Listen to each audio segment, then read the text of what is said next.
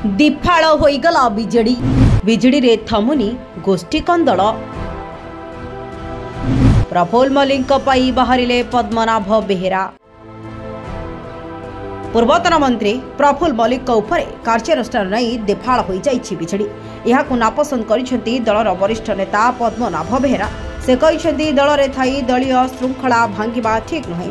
दलरे बाहरे थिले कहिथिले किछि समस्या नाही, किंतु दल भितरे रही एभली कहिबा ठीक आदौ हेउनी।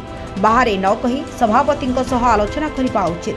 कार्यानुष्ठान सपक्षरे मु नाही, छोट छोट घटना रे बुझाबुझी करी समाधान करिबा भल। जहार किछि क्षोभ अछि सेमाने सीधासळख सभापतिंक सह आलोचना कले भल। जो मैंने असंतुष्ट रही सभापति भी से डकाई आलोचना कले भल, किंतु विशृंखला करुथिबारु कार्यानुष्ठान होईछि।